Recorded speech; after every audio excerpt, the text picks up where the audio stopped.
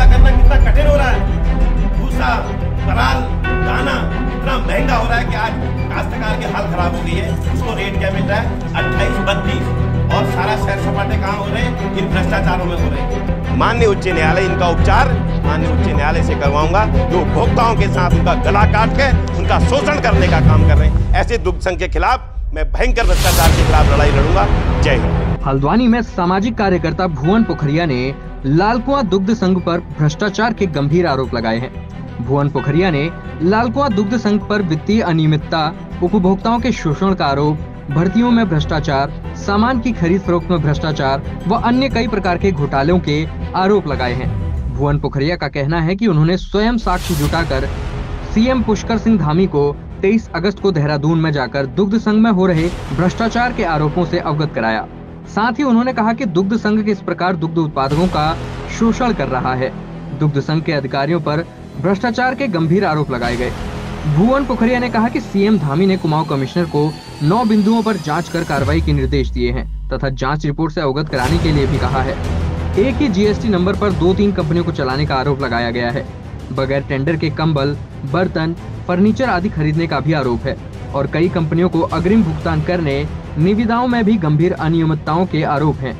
वहीं नैनीताल दुग्ध संघ के अध्यक्ष मुकेश गोरा ने कहा कि उनके और नैनीताल दुग्ध संघ के ऊपर जो भी आरोप लगाए गए हैं वह पूरी तरह से बेबुनियाद हैं। उन्होंने इस संबंध में बोर्ड बैठक आहूत की, जिसमें सभी वरिष्ठ अधिकारियों और बोर्ड मेंबरों से बातचीत करने के बाद वैधानिक कार्रवाई और मुकदमा दर्ज करने का निर्णय लिया गया है।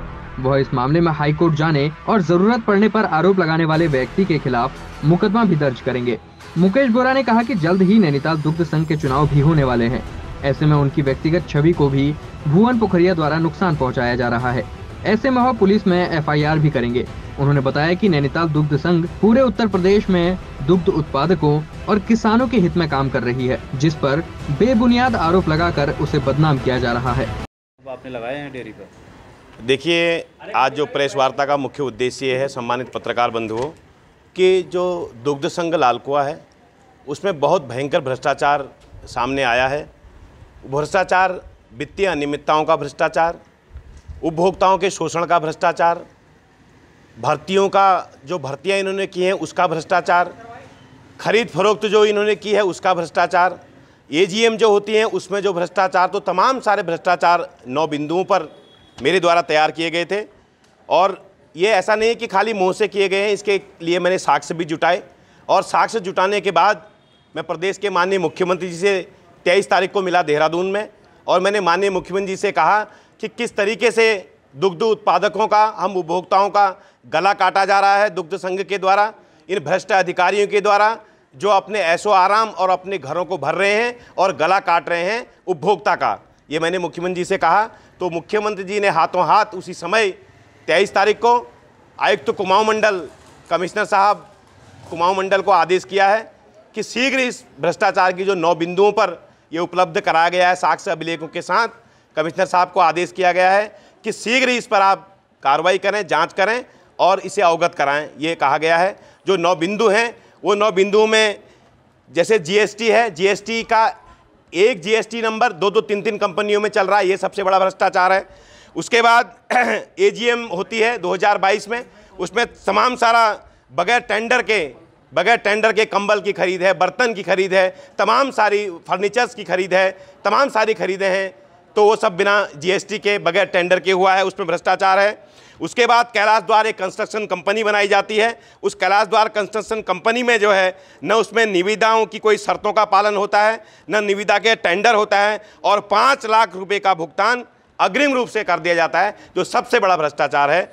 और उसके बाद लालकुआं दुग्ध संघ के अध्यक्ष जी के द्वारा अपने मौलिक प्रचार प्रसार में, अपने स्वयं की राजनीति को चमकाने में और सरकारी धन का जो भयंकर दुरुपयोग किया गया है, सरकारी पूंजी का दुरुपयोग किया गया है, ये भी भयंकर भ्रष्टाचार की श्रेणी में है।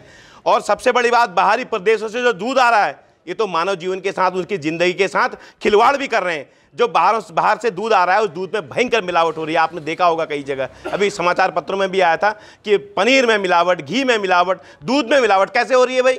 जब आप एजेंसी हैं, ऑथोरिटी हैं आप, तो कौन कर रहा है मिलावट? यानी कि आपके अधिकारी मिलीभगत से जो है मिलावट कर रहे हैं और मानव जीवन के साथ खिलवाड़ कर रहे हैं। क्या मांग कर रहे हैं आप लोग? देखिए, मांग ये कर रहे हैं कि माननीय मुख्यमंत्री ने कमिश्नर साहब को आदेश किया है कि इसकी शीघ्र जांच करो। ये उपभोक्ताओं से जुड़ा हुआ मामला है, गांव की मातृ शक्ति महिलाओं से जुड़ा मामला है। माताओं से पूछिए ना दूध कैसे पैदा होता है, कैसे गांव में हम लोग दूध इस महंगाई पैदा कर रहे हैं, कितना महंगा भूसा है, चीला, पराल, चारा कुट्टी, दाना सब महंगा है, और उसके बाद उपभोक्ताओं का गला काटा जा रहा है। तो अभी मुझे माननीय कमिश्नर साहब से मिलना है, उनसे ये कहना है मुझे कि इसमें क्या कार्रवाई हो रही है, और उसके बाद अगर कार्रवाई नहीं होती है तो इसका जो सीधा फंडा रहेगा, माननीय उच्च न्यायालय, इनका उपचार माननीय उच्च न्यायालय से करवाऊंगा, जो उपभोक्ताओं के साथ उनका गला काट के उनका शोषण करने का काम कर रहे हैं। ऐसे दुग्ध संघ के खिलाफ मैं भयंकर भ्रष्टाचार के खिलाफ लड़ाई लड़ूंगा। जय हिंद। मीडिया के माध्यम से और एक आज समाचार पत्र में देखा कि एक कोई भुवन पोखरिया करके व्यक्ति है जो ये कह रहा है कि आंचल के ब्रांड में डालडा की मिलावट है, और आप सब मीडिया कर्मियों को और पत्रकारों को पता है कि आंचल में कोई मिलावट नहीं पाई गई। वो अन्य ब्रांड जो प्राइवेट ब्रांड है उसके दूध में छापेमारी में सैंपल फेल हुए थे, वो आपके संज्ञान में है। लेकिन उसने जो दुग्ध संघ को बदनाम करने में किसी साजिश के तहत, क्योंकि मैं कह सकता हूँ कि एक फेडरेशन का अधिकारी जिसके खिलाफ विजिलेंस जांच में जो दोषी पाया गया है, वो अपने को बचने के लिए, क्योंकि पिछली एजीएम में भी उस पर रिकवरी के लिए प्रस्ताव हुआ है, तो उस जांच को भटकाने के लिए एक षड्यंत्र के तहत वो और एक हमारे महिला डेयरी परियोजना की अधिकारी है, उसके लिए मैं शीघ्र ही माननीय मंत्री जी और सरकार में विषय करके उसके खिलाफ भी कठोर कार्रवाई करने जा रहा हूँ। और उनके पति सहित एक 5-10 लोगों का रैकेट है, उसमें 1-2 व्यक्ति हल्दू चौड़ के और 1-2 व्यक्ति बिंदु खत्ता के हैं, और उनके षड्यंत्र के कारण से आंचल संस्था और जो प्रदेश की सबसे बड़ी संस्था है उसको बदनाम किसी कीमत में नहीं होने दिया जाएगा। उसमें आज हमने प्रबंधक कमेटी की बैठक बुलाई है, और उसके बैठक के बाद हम हाईकोर्ट से जहां मानहानि का दावा उस पर करेंगे, क्योंकि आंचल ब्रांड को बहुत बड़ी क्षति पहुंचाने का प्रयास उसने प्राइवेट ब्रांडों के साथ, और जो कुछ अधिकारी और कर्मचारी अपने आरोपों को छुपाने के लिए इस तरह के षड्यंत्र करके उनसे मिल करके बहुत बड़ी साजिश हुई है, और उस साजिश का भंडाफोड़ करने के लिए हम हाईकोर्ट में और मैं पुलिस प्रशासन में भी बोर्ड के माध्यम से एफआईआर कराने जा रहा हूं, और साथ ही शीघ्र ही माननीय मंत्री सौरभ बहुगुणा जी के संज्ञान में ला करके और माननीय मुख्यमंत्री श्रीमान पुष्कर सिंह धामी जी के संज्ञान में ला करके इसमें उच्च स्तरीय जांच की मांग भी करेंगे।